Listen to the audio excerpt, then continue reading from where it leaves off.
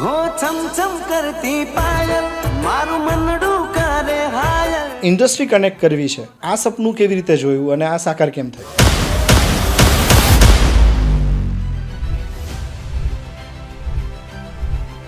આ ઇન્ડસ્ટ્રી વિશે મને કંઈ ખબર જ નહોતી એકચ્યુઅલી, પણ અમારા ગામમાં ઓર્ગેનાઇઝર છે તો મારા ઘરે આવ્યા કે તમારી છોકરી ડાન્સ મસ્ત કરે છે, એક દિવસ મોકલશો?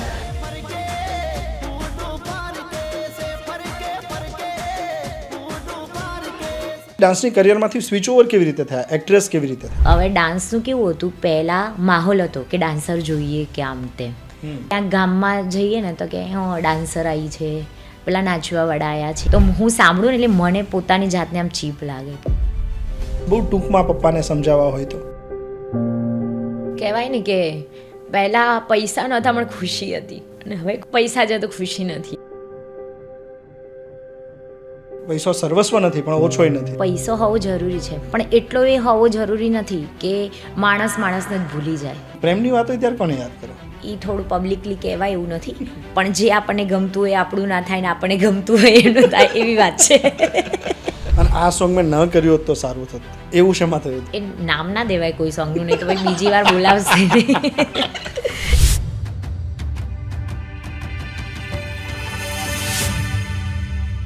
Welcome to beyond boundaries.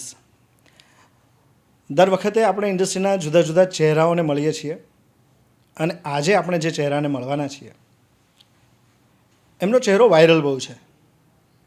એમના ચાહકોને એમની સ્માઇલ ગમે છે, એમના ચાહકોને એમનો ડાન્સ ગમે છે, એમના લાઈવ શોઝ ગમે છે અને બટ ઓબ્વિયસ છે એમના સોંગ્સમાં એમની એક્ટિંગ એ પણ એટલી જ ગમે છે. અને કદાચ એ જ કારણ હશે કે એમને ફોલો કરનારા લોકોની સંખ્યા મિલિયન્સમાં છે. એમના અમુક સોંગ એવા છે કે જેણે 100 મિલિયન પ્લસ વ્યૂ મેળવ્યા છે, અમુક સોંગ એવા છે જે 50 મિલિયન પ્લસના વ્યૂઝ છે અને 10 મિલિયન પ્લસની તો સંખ્યા જ ગણવી અઘરી છે, એટલા બધા સોંગ્સ છે. આપણે જેમને મળવાના છીએ એમને મારો પહેલો સવાલ જે પૂછવો છે એ સવાલ એમના ગીતને લગતો છે.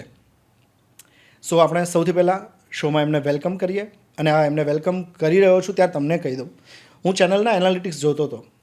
ઘણા બધા મિત્રો તમે એવા છો જે મારો પોડકાસ્ટ જુઓ છો પણ એ સબસ્ક્રાઈબ નથી કરતા. કેમ ભાઈ, શું વાંધો તમને? આજ પહેલાં તમને અપીલ નહોતો કરતો, હવે અપીલ કરતો થયો છું. તો આખો પોડકાસ્ટ જોતાં પહેલાં ચેનલ સબસ્ક્રાઈબ કરી લો અને આપણા ગેસ્ટને તમે વેલકમ કરી લો. Welcome to my show Neha. Thank you. જય માતાજી. જય માતાજી. તમને કોણે એવા કોમ્પ્લિમેન્ટ્સ આપ્યા છે કે તમારી સ્માઇલ બહુ સરસ છે? બહુ બધાએ. લાઈવ શોમાં જવું તો બધા ફોટા પડાવવા આવે તો કે બેન તમારી સ્માઇલ બહુ જ મસ્ત છે, એટલે હું જાતે જ હેપી થઈ જાઉં છું. એ પછી આવે નેચરલ સ્માઇલ. હા. તમારા ગીતની શરૂઆત થઈ એ પછીના એકાદ વર્ષ પછી કે કદાચ 2 વર્ષ પછી તમારું એક ગીત આવ્યું અને બહુ જ વાયરલ થયું. એ પછી ક્યાંય તમે જાઓ તો તમને ચા કે કોફી ઓફર કરવાની જગ્યાએ બોર્નવિટા ઓફર કરે એવું બને છે? અરે બહુ જ વાર કોઈના ઘરે ચા પાણી કરવા જઈએ, પ્રોગ્રામ આમ પતાવીને કેવું, તો કે બેનને ચા નહીં બેનને કોફી આપો, બેનને બોર્નવિટા આપો, કે મારી છોકરી તો રોજ બોર્નવિટા જ પીવે છે, એમ કરીને રોજ કોમ્પ્લિમેન્ટ હોય. બેબીને બોર્નવિટા પીવડાવો. એ ગીતના લિરિક્સ સાંભળ્યા ત્યારે સૌથી પહેલી ફીલ શું આવી હતી તમને? એકચ્યુઅલી એમાં સ્ટોરી બહુ મોટી છે, કારણ કે એ સોંગ છે ને અમે શૂટ કરી લીધું પછી મેં સાંભળ્યું હતું કે ઓકે આવું હતું. બહુ મોટી સ્ટોરી છે કે અમારા ઉમેશભાઈ કરીને બારોટ છે સિંગર, એમનો કોલ આવ્યો કે નેહા શું કરે છે? તો મેં કીધું બસ બેઠી છું. તો કે આજે રાત્રે આપણે શૂટમાં જવાનું છે, આવીશ? તો મેં કીધું હા આવીશ. તો કે ચલો. તો એ બરોડાથી આવ્યા રાત્રે.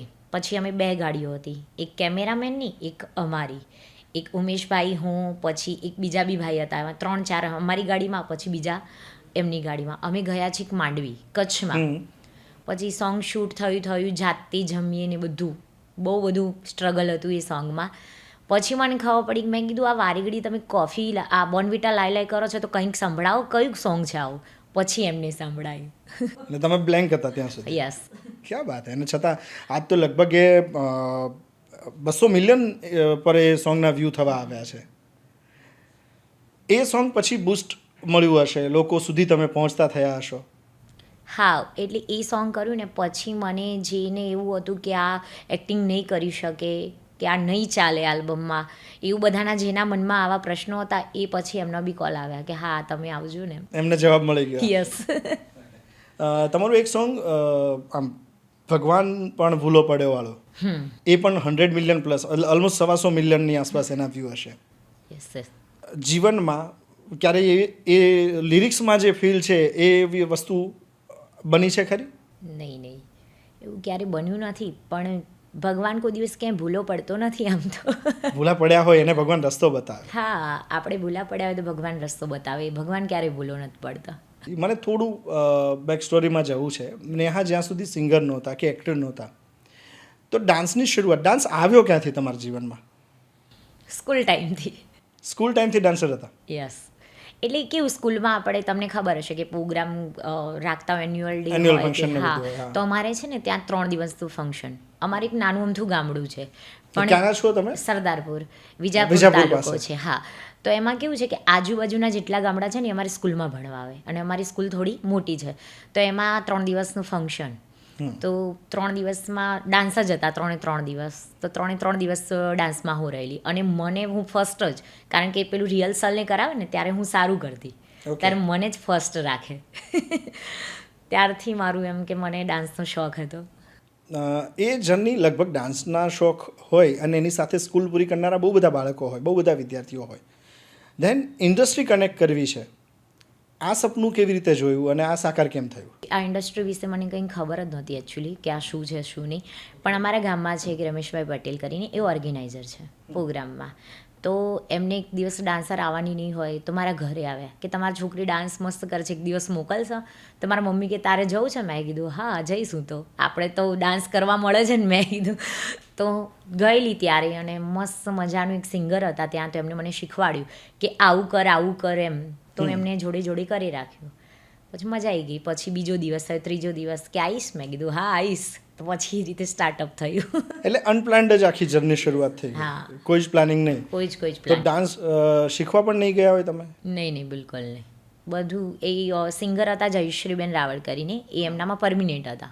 તો એ બહુ સારો ડાન્સ કરે. હવે ગરબાને એવું, અને પહેલેથી ડાન્સ તો આવડતો હતો જ મને, આવી રીતે ગરબાને એવું કરતા, તો એ જ હતું સ્ટેજ ઉપર. તો પછી ડાન્સની કરિયરમાંથી સ્વિચ ઓવર કેવી રીતે થયા? એક્ટ્રેસ કેવી રીતે થયા? બહુ મોટી જર્ની છે એ પણ. ડાન્સ કરતી ત્યારે પછી પ્રોગ્રામમાં એકબીજાથી કોન્ટેક્ટ થયો કે હા તમે આવજો અમારા પ્રોગ્રામમાં. એ રીતે ફોનથી મારા પપ્પા કનેક્ટ કરે ને હું જઉં ડાન્સ કરવા માટે. પછી હવે ડાન્સનું કેવું હતું, પહેલાં માહોલ હતો કે ડાન્સર જોઈએ કે આમ તેમ, પણ અત્યારનો માહોલ એવો ડાન્સનો છે નહીં, પહેલાં હતો ડાન્સનો.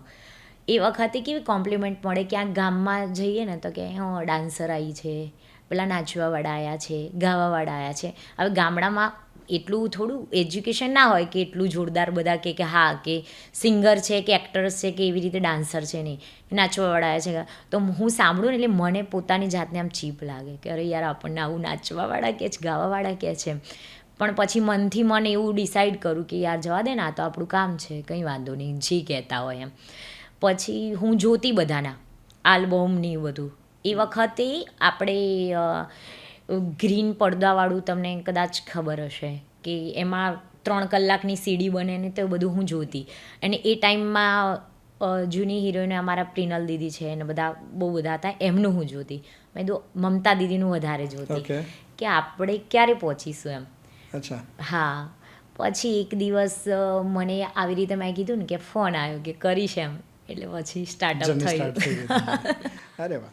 પણ આજે તમે કહ્યું ને કે લોકોના કોમ્પ્લિમેન્ટ્સ બહુ ખરાબ આવતા હોય, એ વખતે હર્ટ થાય બહુ જ. ત્યારે મનને તૈયાર કેવી રીતે કરતા હતા કે ઇટ્સ ઓકે, બોલવા દે? આ ભાવના કેવી રીતે ડેવલપ કરી? પહેલાં તો ઘરે જવાનું કોઈ બી ના, ને રેડી થવાનું, તો બધા આવતા કે હા કોણ આવ્યું છે, તો કે નાચવાવાળા આવ્યા છે, ગાવાવાળા આવ્યા છે, આવી રીતે આપણને સંબોધિત કરે. તો પાછું મને હર્ટ થાય કે યાર આપણને આવી રીતે કેમ બોલાયા. પછી હું મારા મનને એવી રીતે કંટ્રોલ કરું કે ના, હજુ તો આમાં મારે બહુ દૂર સુધી જવાનું છે, તો હું અત્યારથી આવું કરીશ તો નહીં ચાલે. તો જાતે ને જાતે એમ કોન્ફિડન્સ લાવી દઉં, ના ભલે ને કીધું. પછી હું એમને સમજાવું, જે બોલે ને મને કે અમે ગાવાવાળા નાચવાવાળા ના કહો, અમે એક્ટર છીએ, આવી રીતે હું જાતે એમ કે કહું. તો એ ટૂંકમાં સામે જવાબ દેતા તમે એક વખત એવું અવોઇડ કરતા થઈ ગયા હતા કે ઓકે એ બોલે, આપણે કામ બોલે કરવાનું. જાય. હા, મજાની વાત એ જ છે કે ઇગ્નોરન્સ એટલે ઇગ્નોરાય નમનો જે મંત્ર છે એ તમને સૌથી વધારે સફળ બનાવતો હોય છે. એ જ એ તો સંઘર્ષના દિવસો હતા એટલે લોકો બોલે. ફરીથી ક્યારે એ જ ગામડે જવાનું હોય જ્યારે નેહાનું નામ આટલું મોટું થઈ ગયું એ પછી ત્યાં જવાનું હોય ત્યારે લોકોનું રિએક્શન શું હોય? હા, એ બી હમણાં જ રિસન્ટલી હમણાં એવું થયું હતું. એક ગામ હતું, નામ નહીં દઉં ગામનું, પણ ગઈ ત્યારે કે હા બેન તમે તો પેલી વખત ડાન્સ કરવા આવ્યા હતા ને. મેં કીધું હા, અત્યારે શું કરવા આવી છું? તો કે તમે તો સિંગર છો. મેં કીધું હા. એટલે અંદરથી જ પ્રાઉડ થાય કે હા નહીં બહુ સરસ થયું. એટલે સીધો સામે જવાબ ગયો, તમારા કામથી એમને હા. તમે જવાબ આપ્યો. સંઘર્ષ બહુ જ લાઈફમાં રહેતો હોય છે. તમારા બાળપણનું મેં સાંભળ્યું છે કે મજૂરી પણ કરવાના હા, દિવસો હતા. બહુ ટફ દિવસો હતા એ. શાંત હોય ક્યારેક ત્યારે યાદ કરો છો ખરા? બહુ જ યાદ કરું છું. ક્યારે આમ ઘરે બેઠા હોઈએ કે આજુબાજુવાળા નેબર હોય ઘરે બેઠા હોય એમની યાદો કરતા હોય, અમે અમારી વાતો કરતા હોય. ક્યાંક ટ્રાવેલ કરતા હોય ને ખેતમાં કોઈક મજૂરી કરતા હોય એને જોઈ જાવ તો યાદ આવે ખરું કે એક વખત આ બહુ જ યાદ કરેલું છે. આવે. કોઈ અત્યારે કોઈ પ્રોગ્રામમાં જતા હોય ને ક્યાંય તડકામાં કામ કરતા હોય ને તો હું આંટીને કે અંકલ કોઈ બી હોય તો હું કહું કે મેં બી કરેલું છે. તો કે જાઓ ને બેન જૂઠું બોલ્યા વગર. પણ હું કહું ના ના મેં કરેલું છે. ન માની શકે ને કોઈ કે આ ઘટનાએ કરી હશે. પણ હું એમને પછી એક કામ કરીને બતાવું કે જુઓ હું આવી રીતે કરતી. હા કે તને તો આવડે જ. એટલે મતલબ કયા કયા કામ એ વખતે? એવું ભાગમાં કપાસ રૂ વેણવાનું કામ હોય, પછી પેલી ચાર ખબર મોટી મોટી હોય આમ વાઢવાનું હોય. હા હા. બેઝિકલી વાઢતા જ કામ કરતા હોય તો હું એ કરીને બતાવું એમને કે જુઓ મને આવડે છે. તો હવે કોઈ ગીતમાં આવી એક્ટિંગ કરવાની હોય ત્યારે તમે નેચરલ કરી લેતા હા, નેચરલ જ કે આ તો કરેલું છે? કરેલું છે. મને એવું કંઈ ના થાય કે આ હું નહીં કરું. આમ હિરોઈન પણ મને ના થાય કે આ હું નહીં કરું. આપણે ફાવે.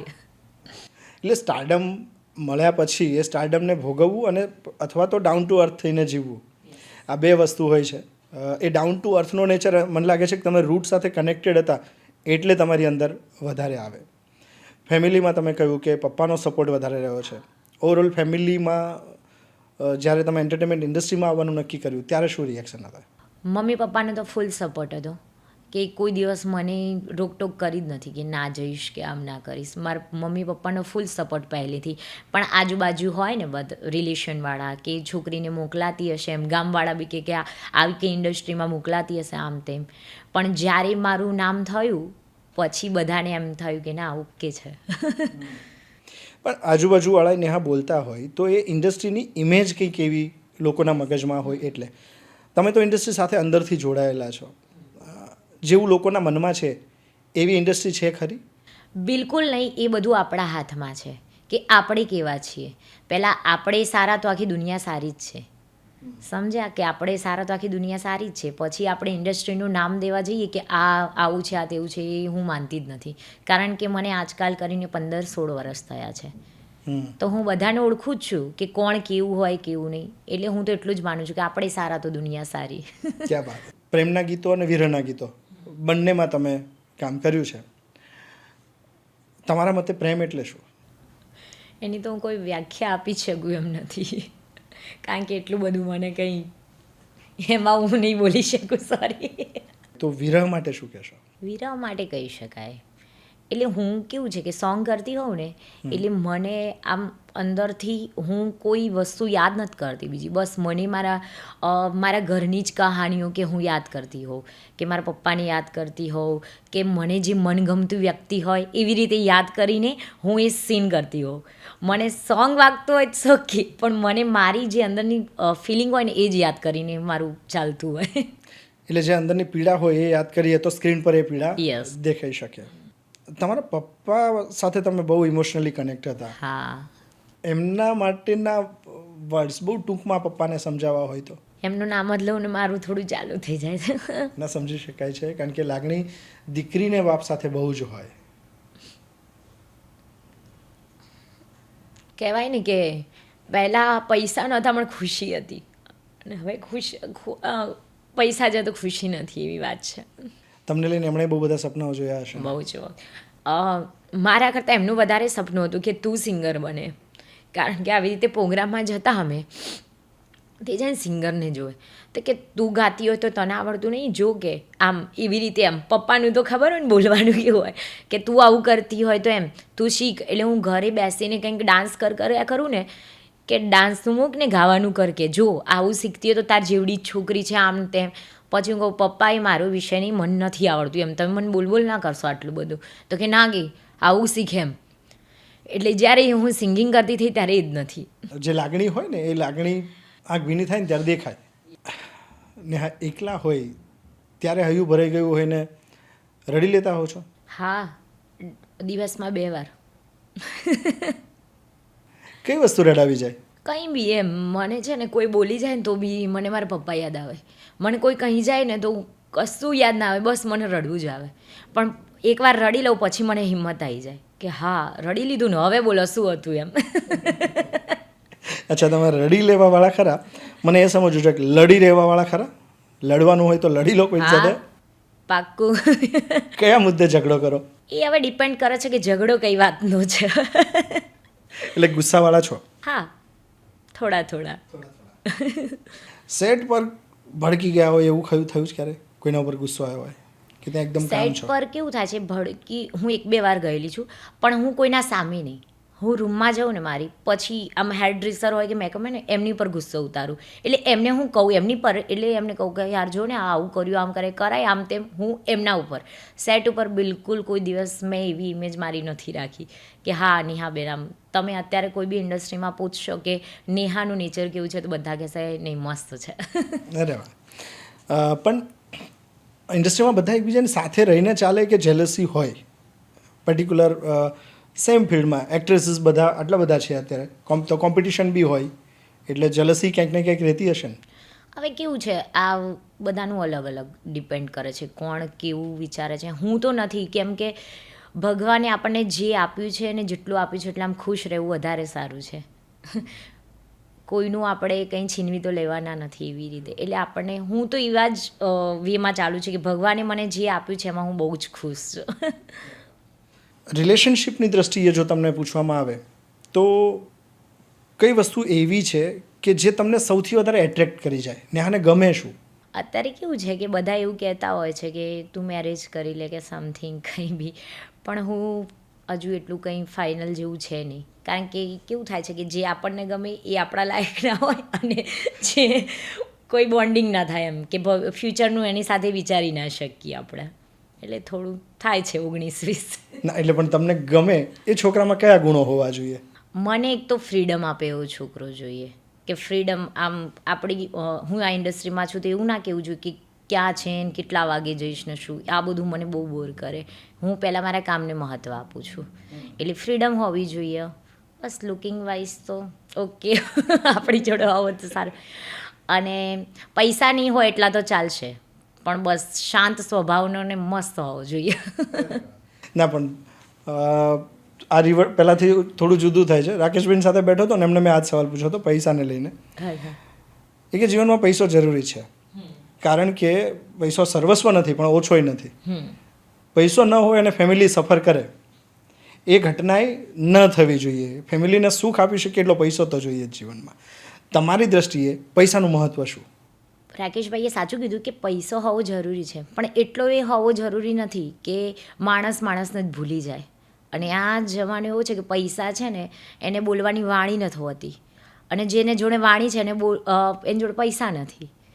એટલે બધું મેટર નથી કરતું. પૈસો બી હોવો જોઈએ અને સ્વભાવ બી એવો જ હોવો જોઈએ. પૈસા એક સમય એનાથી ઓછા હશે તો ચાલશે, પણ સ્વભાવ મેટર કરે છે. ગાવાનું શીખવા માટે જેમ તમે કહ્યું કે ડાન્સ, હું અમુક એક્ટ્રેસીસને જોઈને ડાન્સનું પેલું સ્ટેપ શીખ્યા. ગાવાનું કોને જોઈને શીખ્યા?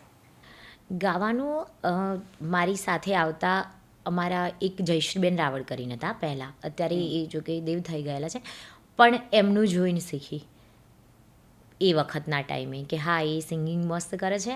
પછી કાજલબેન મારા બહુ સારા ફ્રેન્ડ છે, પછી તૃષાબેન મારા બહુ સારા ફ્રેન્ડ છે.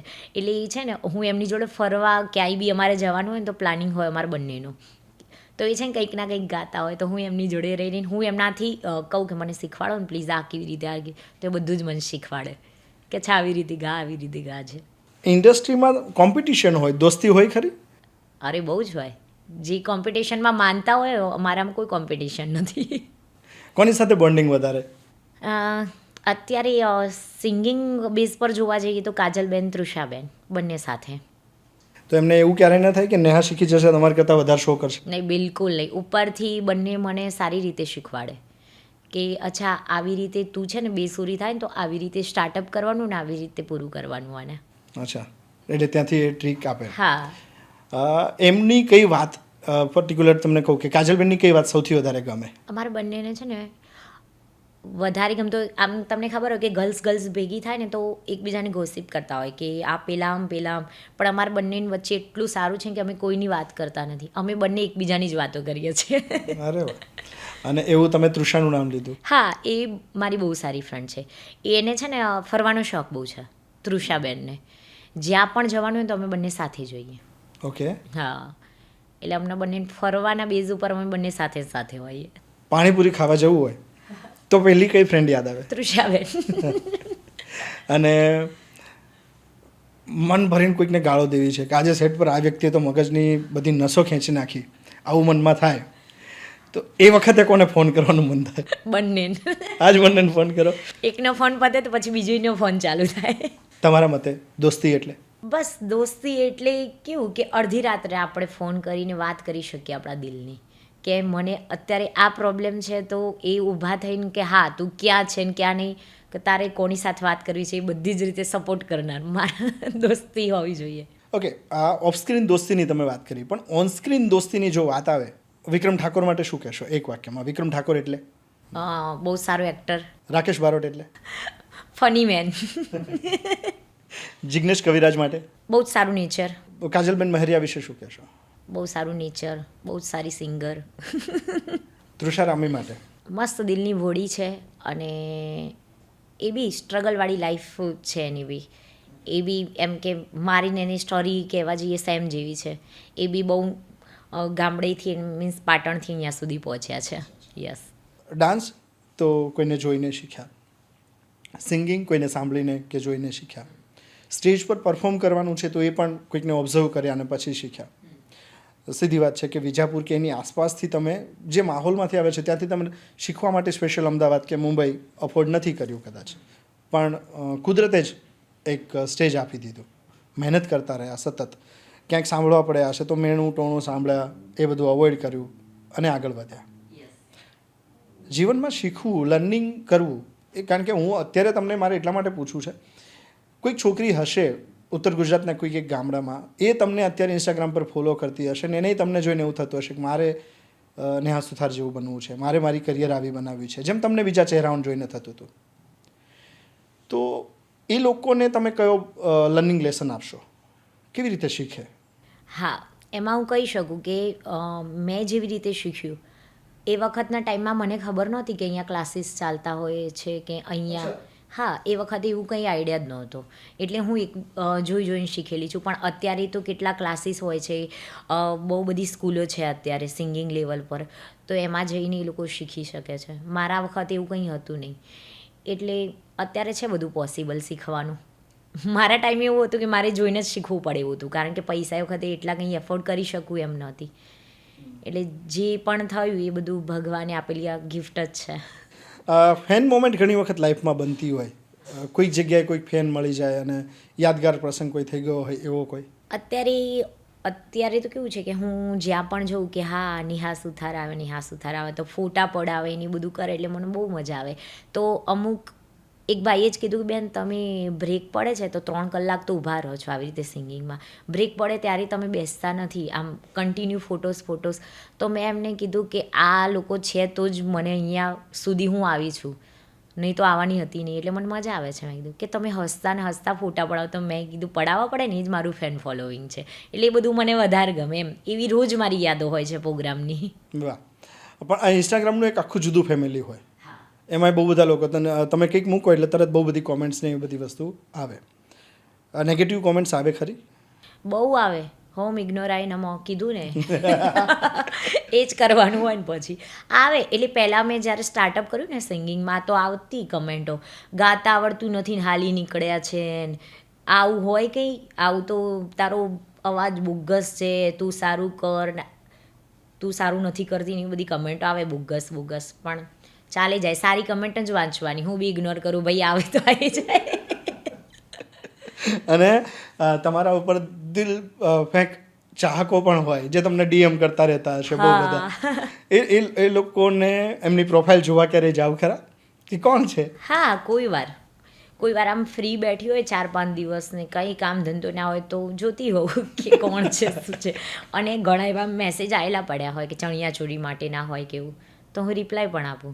અચ્છા, જે તમે કહ્યું હોય કે ક્યારેક કામ ન હોય 4-5 દિવસનો બ્રેક હોય, તમારો બેસ્ટ ટાઈમ પાસ શું કરો તમને ટાઈમ પાસ કરવા માટે? સારી જગ્યાએ જમવા જવાનું, પછી ફરવા જવાનું તો પ્લાનિંગ રેડી જ હોય. અચ્છા, ફૂડી છો ખરા તમે? બહુ જ, મને તો જમવાનું બહુ જ ભાવે બહારનું. પછી મૂવી જોવાનું, આ બધું ટાઈમ સ્પેન્ડ કરતી હોઉં. જમવાનું ભાવે, બનાવવાનું ફાવે? હા. શું બનાવો? શાક રોટલી, દાળમાં થોડું 19-20 થાય છે, ભાત બનાવી લો. રોટલા નથી આવડતા પણ એ ટ્રાય ચાલુ છે.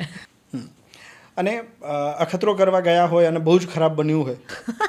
થયેલું છે આવું ઘણીવાર. મમ્મી ઘરે ના હોય ને તો હું યુટ્યુબમાં જોઈને શીખું કે આવું બનાવું. બધેથી યુટ્યુબમાંથી શીખો?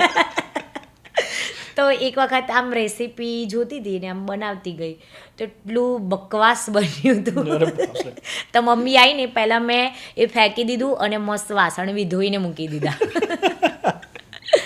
કે અચ્છા, પછી મમ્મીને ખબર પડી 2 દિવસ રહીને. મેં કીધું આવું કર્યું હતું તો કે રખાય નહીં, હું એ તો તને શીખવાડતી. મેં કીધું શું બગડી ગયું હતું.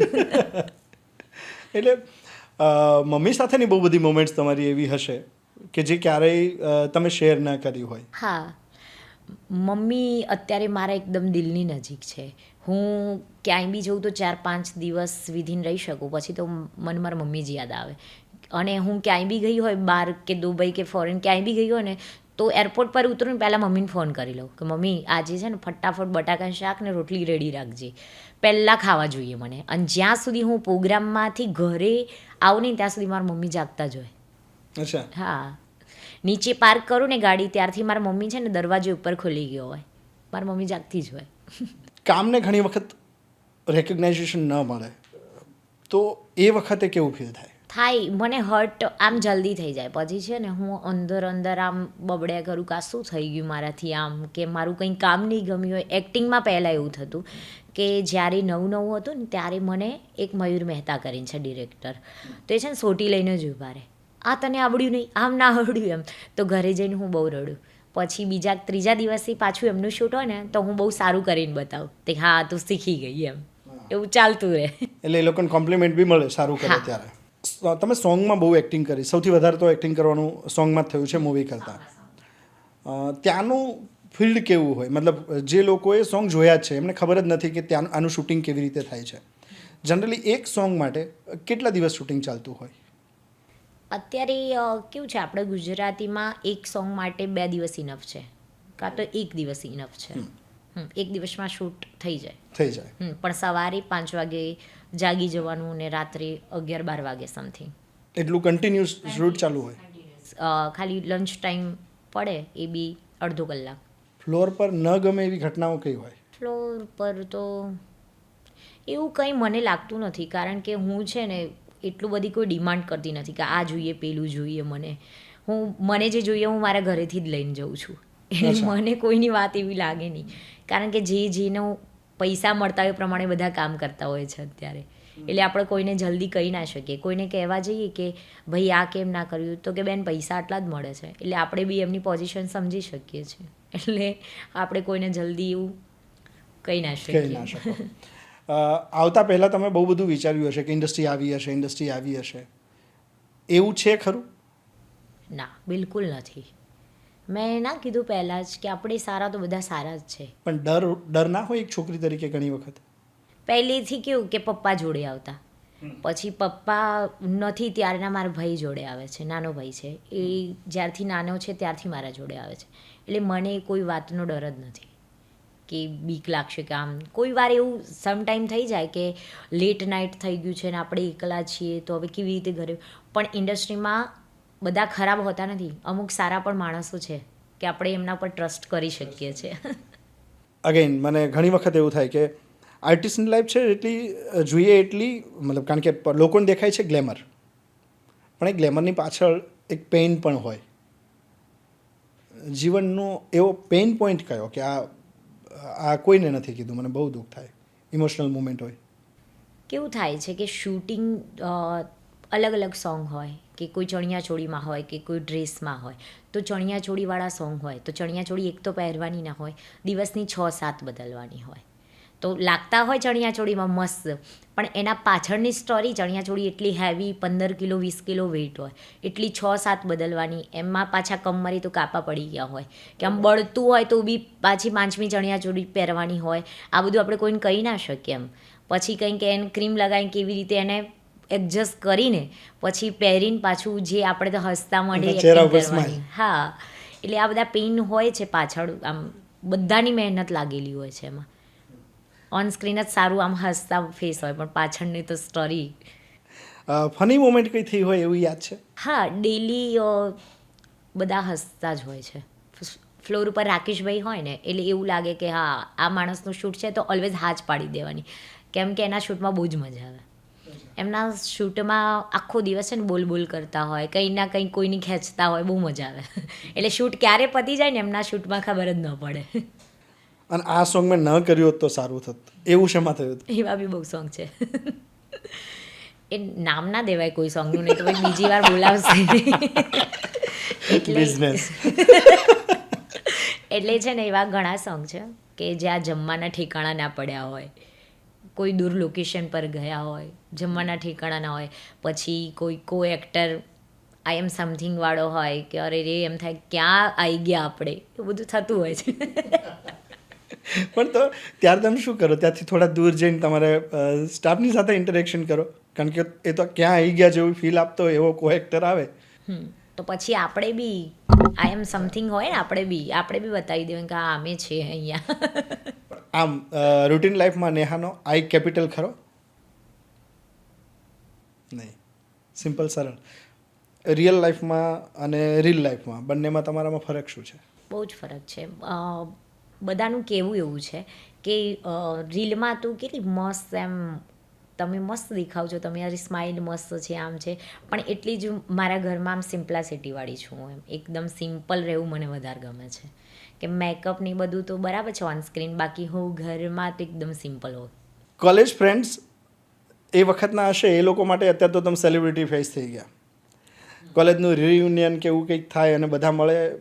નહીં એવું, એટલે કેવું હતું કોલેજ હું કરતી પણ જતી નથી એટલું બધું. કોઈ દિવસ અમદાવાદ રહેતી એટલે અપડાઉન કરવાનું થતું, એટલે એટલા બધા મારા કોલેજના ફ્રેન્ડ્સ ઓછા છે. સ્કૂલ ટાઈમના બહુ છે. સ્કૂલ ટાઈમમાં તો હમણાં જ અમારે રિસેન્ટલી એક સરદારપુરમાં પ્રોગ્રામ હતો, બહુ માતાજીનું ભવ્ય, એમાં ગરબા મારા જ હતા, મારા જ ગામમાં. તો બધા જ મળ્યા ને બહુ મજા આવી ગઈ. એ લોકો માટે નેહામાંથી નેહાજી અથવા નેહા મેમ થઈ ગયા હોય કે પછી હજી એ લોકો નેહા કહીને જ બોલાવે? બધા નેહા કરીને જ બોલાવે છે. એ બધાને તો બહુ જ ગમે કે યાર તું તો સ્ટાર બની ગઈ, તને તો મજા છે ને આવું બધું. એ લોકો બી અત્યારે કેવું મેરેજ થઈ ગયા, કોઈ ઓસ્ટ્રેલિયા છે, કોઈ કેનેડા છે, પણ એ વખતે બધા આવ્યા હતા ત્યાં. હા, અને બધા એકબીજાને મળ્યા. અને મારું નેચર જ એવું છે કે હું પછી મળું, વાતો કરું, હું બી થોડી વાતોડી છું. હા, એ દેખાય છે. સોશિયલ મીડિયા ઉપર બહુ બધી કોમેન્ટ્સ હોય છે, તમે લગ્ન ક્યારે કરવાના છો એવી? સારો સવાલ છે, પણ એ હું જ મારી જાતે પૂછું કે હું લગ્ન ક્યારે કરીશ. 1-2 વર્ષ હજુ. ઓકે, અત્યારે ફોકસ માત્ર કરિયર? યસ. માત્ર જો તમે સિંગર ન હોત તો તમારો ગોલ શું હોત? મને બિઝનેસ એમ કે જોબ કરવી તો ગમતી જ નથી પહેલાં તો. પહેલાં કરેલી છે જોબ મેં, પણ મને હવે આ શાની જોબ કરતા તમે? હું રિસેપ્શનમાં હતી હોસ્પિટલમાં. ઓકે. હા, ગાયત્રી હોસ્પિટલ ભીમજીપુરા કરીને હતી વાડજ, ત્યાં હું જોબ કરતી. મને આઈ થિંક 6-7 હજાર પગાર હતો મારો એ વખતે. તો સવારે જોબ કરું, રાત્રે આવી રીતે પ્રોગ્રામમાં જાઉં ડાન્સ કરવા માટે એ વખતના ટાઈમે. પછી આલ્બમ કરતી થઈ ત્યારે પછી મેં જોબ છોડી. ક્યારે નીકળવાનું થાય છે એ બાજુથી ફરીથી ક્યારે વિઝિટ કરી? ત્યાં બધા જ ઓળખે જ મને અત્યારે બી. વિઝિટ નથી કરી પણ ફોનથી મારે વાત થાય એમની જોડે. અરે વાહ, કારણ કે એ કરિયરની શરૂઆતવાળી જગ્યા થઈ. ત્યારે એ અમાઉન્ટ આમ નાની હતી, પણ જોબ કરતા હતા, મતલબ એ ત્યારે મોટી લાગતી હશે ને 6-7 હજારની જોબ? એમાં તો મારા ફોનના EMI, ઘરનું રેન્ટ બધું એમાંથી જ ઉભરતી હતી. એટલે અત્યારે એમ થાય કે 7,000 ઇટ્સ ઓકે, એમ હા, નાનકડી અમાઉન્ટ છે. 7,000 મેં 70,000 બરાબર હતા. રૂપિયા એટલા માટે ઇમ્પોર્ટન્ટ છે ખરા, હા નહોતા એટલે કિંમત છે. હા, નહોતા એટલે કિંમત છે. તો એ સ્ટ્રગલનો પિરિયડ હતો ને, ક્યારે એવું થયું છે કે ભૂખ્યા સૂવું પડ્યું હોય? આર્ટિસ્ટમાં ઘણી વખત એવું થતું હોય. ના એવું માતાજીની તો દયા. ક્યારેય નથી થયું. માતાજીની દયા છે કે બહુ ટાઈમ પહેલાં સરદારપુર રહેતા ને ત્યારે એવું થાય કે આજે પૈસા નથી મમ્મી જોડે, આમ તેમ, પણ પપ્પા કોઈ દિવસ, હવે મા તો પોતાના છોકરાને ભૂખ્યા સુવાડવાની નથી, એટલે કંઈક ના કંઈક એડજસ્ટમેન્ટ કરીને થઈ જતું. એટલે એ જે પરિસ્થિતિમાંથી નીકળ્યા હોય એ પરિસ્થિતિના કારણે તો આજે તમને માત્ર સુખ જ સુખ ફીલ થતું હશે. મેં ના કીધું કે પહેલાં કેવું હતું કે ખુશી હતી બહુ જ, પણ પૈસા નહોતા.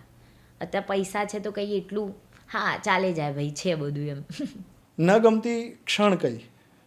શું નથી ગમતું? જ્યારે ઘરમાં કંઈ પ્રસંગ આવે કે આમ થાય ને, એટલે થોડું ફીલ થાય કે કાશ પપ્પા હોત તો અહીંયા હોત, બસ એ જ દુઃખ થાય. બાકી મને મારી લાઈફમાં કોઈ બીજું દુઃખ નથી. મને એમ કે બસ એ હોત ને તો આ બધું જોતા તો કેટલું સરસ લાગતું એમ. બસ એક જ વાતનું દુઃખ, કોઈ બી વાતમાં એમ. તમારી ફેવર જ કર્યું હોય પપ્પાએ મોટે ભાગે, એટલે ઘણી વખત મમ્મી પાસે કંઈક ખોટું બોલવાનું થયું હોય, બે બાપ દીકરી થઈને કર્યું હોય એવું? બહુ વાર. શું કરતા? પૈસા બાબતે કે પહેલાં કેવું કે હું પ્રોગ્રામમાંથી કે એમાં પૈસા આવે ને તો મમ્મીને જ આપી દેવાના બધા. અત્યારે બી એવું જ છે કે બધા મમ્મીના જ જોડે હોય પૈસા, પણ એ વખતે બી મમ્મીને આપી દઉં, પણ થોડા મારી જોડે રાખું અને પછી પપ્પાને આપી દઉં. પછી પપ્પાને અમે બે ડિસાઈડ કરીએ કહેવાનું નહીં, તો કે હા નહીં કહું. શું કરતા એ પૈસાનું? શું લઈ આવતા તમારા માટે? એ રાખતા જોડે. અમે ક્યાં ફરવા જઈએ કે ક્યાંય બી, હવે પહેલાં તો ફરવાનું તમને ખબર કે આવું કાંકરિયા છે બધે ફરવા જઈએ તો એ મને ખવડાવે પીવડાવે. જે કંઈક લેવું હોય કેમ જીન્સ કે ટોપ કે એવું કંઈ લેવાનું હોય તો એ લેવડાવી દે એમ. અચ્છા. વાહ. એટલે એ બચાવેલા પૈસાનો ઉપયોગ પોતાના એન્જોયમેન્ટ માટે જ કરવાનો. સપનાઓ જોયા હોય બહુ બધા, એ સપનાઓ સાકાર થાય ત્યારે ગમતી વ્યક્તિ સાથે ન હોય એટલે ડેફિનેટલી દુઃખ થાય. હવે એ જ સ્થાન અત્યારે તમારી સાથે મમ્મીનું છે ને એમની સાથે તમે બધી વાતો કરતા હોય. કોના ઉપર અત્યારે સૌથી વધારે લાઈફમાં ભરોસો તમને? મમ્મી પર, ભાઈ પર, બહેનો પર. મને મારા ફેમિલી પર પૂરો ભરોસો છે. આ શબ્દ એવો છે ને કે જેની દરેક વ્યક્તિએ ફીલ કરી શકે. કદાચ એની વ્યાખ્યા આપવી હોય તો ન આપી શકાય, પણ જો તમને વ્યાખ્યા આપવાની કહેવાય તો શું કહો? ભરોસો એટલે શું? કીધું ને કે હમણાં જ કે કંઈ બી ક્યાંય બી આપણે ફસાયેલા હોય ને આપણને યાદ આવે કે હા મારી મમ્મી છે મારા જોડે, તે મારો ભરોસો છે અત્યારે. પછી ક્યાંય હું ફસાયેલી છું કે અડધી રાત્રે મારી ફ્રેન્ડને ફોન કરું અને એ મને એવું કે હા હું અત્યારે આવું છું કે તું જ્યાં હોય ત્યાં મને કેમ, તો એ મારો ભરોસો છે. કે જેની પર, અને ભરોસો ક્યાં ને કોની પર કરવો એ પહેલાં તો મોટી વાત છે. એટલે બધા ઉપર થઈ નથી શકતો, અને કરાય પણ એ આપણને ખબર હોવી જોઈએ કે અહીંયા કરવા પાત્ર યોગ્ય છે આ. વ્યક્તિની પરીક્ષા, મતલબ વ્યક્તિની પસંદગી કેવી રીતે કરો? કેવી રીતે ખબર પડે તમને વ્યક્તિને જજ કેવી રીતે કરો? એ છે ને મારું ગોડ ગિફ્ટ છે. મારી જોડે કોઈ 10-15 મિનિટ બેસે ને તો મને ખબર પડી જાય કે આ આપણી વિશે શું વિચારે છે ને શું નથી વિચારતા. કે આપણે કહીએ કે આમ પૈસાની કોઈ બી વાત હોય કે આપણે ગોળ ગોળ ફેરવે છે, એટલે મને થોડી ગોડ ગિફ્ટ છે. આ મને ખબર પડી જાય કે કોણ કેવું છે. એટલે ઇન્ડસ્ટ્રીમાં સપના બતાવનારા બહુ બધા હોય. હા, વાતો કરે ત્યાં તમને ખબર પડી જાય. આમ બેઠા હોય ને આવે ને બેસે કે હા અમે તમને મૂવી આપીશું કે અમે તમે આમ કરીશું. અરે ખબર જ હોય કે આ શું છે ને શું નહીં. બહુ સારી વાત છે. અને એ આર્ટ કહી શકાય કે ભાઈ આ આર્ટ છે વ્યક્તિને ઓળખવાની કળા. કોઈ દિવસ એવું થાય કે થાપ ખાઈ ગયા હોય કોઈકને ઓળખવામાં? ક્યારેય નહીં. પહેલાં તો હું જ્યારે કામ કરું તો પહેલાં હું જે ઓળખતી હોય એમના જ જોડે કામ કરું છું. હા, અનનોન પર્સનમાં જાઉં તો ત્યારે મારા છે એક ઓર્ગેનાઇઝર નીતિનભાઈ પટેલ કરીને, એ બધું ડિસાઈડ કરતા હોય કે કેવું છે શું નહીં, પછી જ હું જતી હોઉં. અને એ બધું પહેલેથી પ્રિપેર જ હોય કે બેનનું આવી રીતે શેડ્યુલ છે અને આવી રીતે પહેલાં જે કો આર્ટિસ્ટ હોય એમનો ફોટો મંગાવે, કોણ કામ કરવાનું છે શું છે બધું જ ડિસાઈડ હોય. આમ જુઓ તો રૂટીન લાઈફમાં તમારું શેડ્યુલ શું હોય? તમને હસવું આવશે હું કહીશ તો. સવારે 12, એટલે જ્યારે ના હોય કંઈક કામ ત્યારની વાત છે કે સવારે 11-12 વાગે જાગું, કોફી પીવું. બપોરે જાગ્યા કહેવાય, સવારે બપોરે સોરી બપોરે જાગું, કોફી પીવું, પછી મમ્મી જોડે થોડી રકઝક કરતી હોઉં, ટીવી જોતી હોઉં, અને મને સિરીઝો જોવાનો બહુ શોખ છે નેટફ્લિક્સમાં, તો બધી વેબ સિરીઝો જોતી હોઉં. પછી અત્યારે તો બેનનું ટેણિયું આવેલું છે નાનું નાનું 2 મહિનાનું, તો એને રમાડતી હોઉં. જમું, પાછી નાહી ધોઈને મસ્ત ક્યાંક ફરવાનો પ્લાનિંગ કરતી હોઉં, ક્યાંક ના ક્યાંક કોફી પીવાનું પ્લાનિંગ કરતી હોઉં. બસ પછી શાંતિથી એવું થાય કે આજે જમવાનું બનાવું મમ્મી, તો હું જમવાનું બનાવું. પછી જમીએ, સારી સારી કોમ્પ્લિમેન્ટ લઉં, પછી બધાને પૂછું કેવું બન્યું કેવું બન્યું કેવું બસ અને પછી કોઈ સાચું નહીં કહેતા હોય, બધા સારું જ કહેતા હશે ને? એવું નથી ભાઈ બધા સારું નથી કહેતા. મારા ઘરમાં સાચું વધારે કહે છે, સારું જ નથી કહેતા. મારા જીયાજી છે એ છે ને મીઠું ના હોય તો કે થોડું વધારે જરૂર હતી એમ, એવી રીતે ઇનડાયરેક્ટલી મને કે એમ. એટલે બધા એવું નથી સારું જ કહેતા, અને બધું સારું નથી બનતું. ઠીક, હવે બની જાય. જીવનમાં કઈ વ્યક્તિ ગમે તમને, સાચું કહે કે સારું કહે? સાચું કહે. સારું કહેવા તો આખી દુનિયા છે જ, પણ સાચું કહેવાવાળા થોડા ઓછા છે. અને મને સાચું કહેવા વધારે ગમે. અને મારા લાઈફમાં થાય જ છે કે હું પ્રોગ્રામની કરતી હોઉં ને, તો હું સારું ના ગાતી હોઉં ને, મને ખબર છે કે આ ગીત મેં સારું નથી ગાયું, તો બી કે ઓહો બેન તમે કેટલું મસ્ત ગાયા, પણ મને ખબર છે એવું સારું નથી ગાઈ. અને અમુક હોય કે હા આમાં તાર ભૂલ હતી એમ, તો મને વધારે ગમે કે હા આમને મને કીધું. ના એટલે પેલું કોઈ તમને ખબર જ છે કે સારું નથી ગવાયું, કોઈ એવું કે સારું હતું, તો મનમાં તમે શું બોલતા હોય? હસું જાતે જાય ભાઈ, ફેંકે જ ખોટી ખોટી.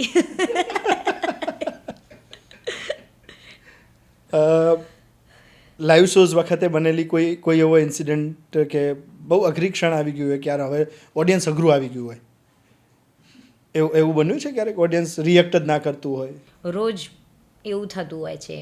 કોઈ સારું બી હોય, કોઈ ઠીક હવે કે આ ગાવ પેલું ગાવ, પણ પછી હું કંઈ ગીત આવડતું ના, અને એવી જ ફરમાઈશ લઈને આવે કે આ ગાવ, એ જો આપણને આવડતી જ ના હોય, કે બહુ જૂનું ગીત હોય કદાચ, કે કંઈ સાંભળ્યામાં ના આવ્યું હોય, પણ પછી હું છે ને એને કહું ના ના અમારા આ ભાઈની ફરમાઈશ હતી આ ગીત ગાવાનું, એમ કરીને હું બીજું ગીત ગાઈ લઉં. અચ્છા, ફરમાઈશ ચેન્જ કરવાની. હું ચેન્જ કરી લઉં થોડી. એટલે ઓન સ્ટેજ જાતે જ? ઓન સ્ટેજ, હા. એટલે મને તમે કહ્યું ને કે લાઈવ શોઝ વધારે ગમે રેકોર્ડિંગ કરતાં, રેકોર્ડિંગ ટફ લાગે. હા, હું આમ વિચારું તો મને એવું થાય કે લાઈવ ટફ ના હોય, લાઈવમાં કે સીધો જવાબ મળી જાય ઓડિયન્સનો. નહીં, લાઈવમાં હું તમને કહું કે છે ને એક તો પહેલાં ડર ના હોય, જેને મને તો ડર નથી, એટલે મને છે ને થોડું ગાવાની એમ કોન્ફિડન્સ સાથે હું ગાઉં છું લાઈવમાં, કે મને કોઈનો ડર નથી. અને હું એવા જ ગીતો ગાઉં છું કે જે મને આવડતા હોય. એટલે ફોર એક્ઝામ્પલ તમારે કોઈક લાઈવ શો માટે જવાનું હોય, તો પ્રિપરેશન કેવી રીતે હોય તમારી? કોઈએ તમને બુક કર્યા, હા, અને આજે તમારો ક્યાંક કાર્યક્રમ છે, હું પૂછી લઉં કે આજે શાના નિમિત્તે છે, તો કોઈ કે આપણે મેરેજનું ફંક્શન છે આજે, તો હું ગાડીમાં બસ બધાનું જોતી હોઉં કે મેરેજમાં કેવા કેવા ગીતો ગાય છે એમ. અત્યારે જનરલી બધા ચાલતા હોય એ જ ગીતો ગાવાના હોય છે, એટલે જોતી હોઉં કે ઓકે. પછી પાર્ટીની હું પહેલાં પાર્ટીના ઘરે જઈને બેસું ને ત્યારે હું પૂછી લઉં કે તમારી કોઈ ફરમાઈશ હોય તો મને અત્યારથી જ કહી દેજો એમ. તો કે હા બેન આ ગાજો, તો હું એને રેડી કરી લઉં. એટલે ગો વિથ ધ ફ્લો અત્યારે તો ચાલે કે જે સોંગ ચાલે છે એ જ ગાવાના હોય. સપનું છે ખરું કોન્સર્ટ કરવાનું? હા, બહુ જ. એટલે હજુ વિચારું છું, પણ મને એવું તમે કીધું ને કે જે આપણે વિચારીએ થઈ શકે છે, એટલે હું હજુ એ વિચારું છું થશે કોઈ દિવસ. Everything is possible. આપણે વાઇબ્સ છોડીએ ને એટલે યુનિવર્સ, પેલા શાહરૂખ ખાનના ડાયલોગ જેવું છે, શિદ્દતથી વિચારો, એ તમને હેલ્પ કરશે ને કરશે જ. હા, મારું એવું જ હતું કે મેં જ્યારે ડાન્સ કરતી હતી ત્યારે હું એવું વિચારતી હતી કે હું કોઈ દિવસ સિંગર બનીશ એમ, અને એ સપનું સાકાર થયું કે હા હું ખરેખર બની ગઈ એમ. અરે વાહ, તમે એક્ટર બન્યા, સિંગર બન્યા, અને હવે આગળના જે સપનાઓ છે તમારા, એ સપનાઓ બહુ જલ્દીથી પૂરા થાય, અને ફરીથી તમારી સાથે બહુ બધી વાતો કરવા માટે બેસીએ, એની હવે હું રાહ જોઈશ કે ફરીથી નેહા સાથે વાતો કરવી છે. બહુ બધા કિસ્સાઓ જે કદાચ આજે આપણે ન શેર કરી શકાય, ન યાદ કર્યા હોય, એવા કિસ્સાઓને યાદ કરવા છે. ધન્યવાદ, તમે મારા શોમાં આવ્યા. જય માતાજી. જય માતાજી.